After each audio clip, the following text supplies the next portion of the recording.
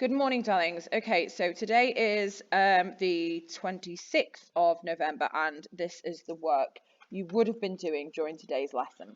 Okay, so on the screen in front of you, you have an extract from an amazing book by Charles Dickens called Hard Times. It was on your optional reading list, so I hope some of you chose this. If you didn't, you've really missed out on something fantastic. It's one of my favourites by Dickens.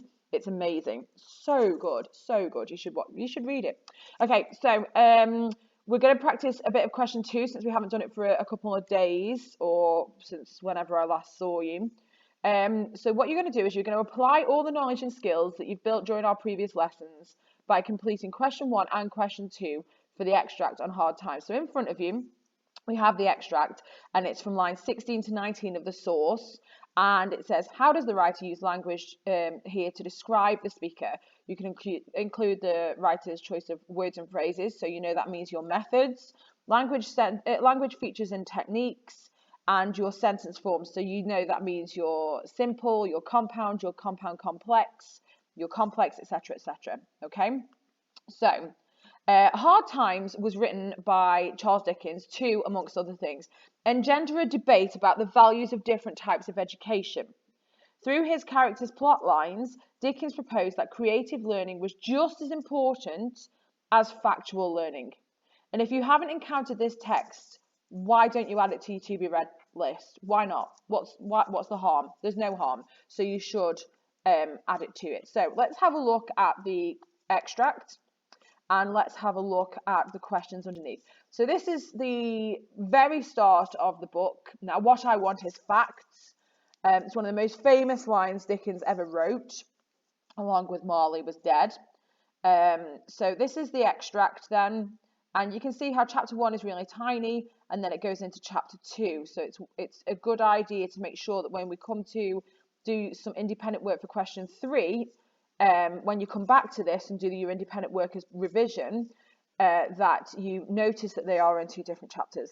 Okay, so question 1 then, answer all the sections in this question. You were advised to spend about 1 hour including reading time, so 45 minutes for answering the questions in the exam, 15 minutes for reading and annotating. If it was me, I'd look at the questions first so I know what I'm annotating and looking for in the extract. So list 4 things that the speaker believes about facts. Here you want sentences, not one-word answers, of course, but you don't want to overly complicate matters.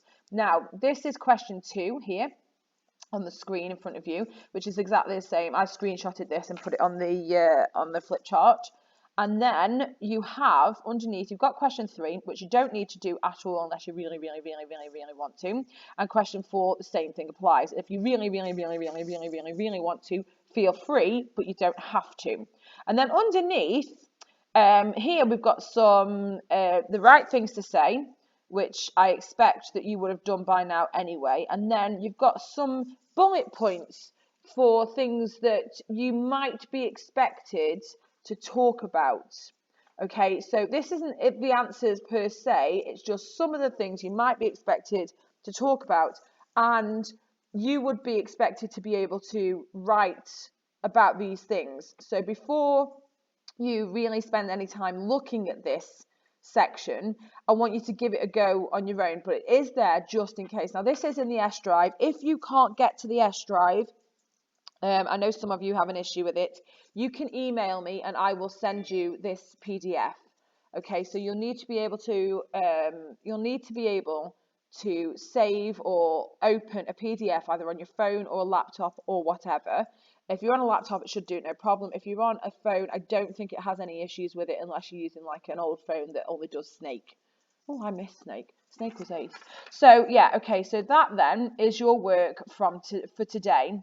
And granted, you should only spend 9 minutes on this question, but that's 9 minutes plus your 15 for reading, which is 24 minutes, plus question 1, so round it up to 25 minutes. And that's really today's lesson because I want you to do a good job of it. Next lesson, we'll look at imagery. So that'll be a different video because it's pointless putting the same things together. So if you need anything, you know where I am. You can email me, you can tweet me at Miss Hine English. And if you can't get onto the S drive, please, please, please tell me and I will send you this resource. Okay, stay safe and I'll see you soon. Bye. Like and subscribe. Jokes of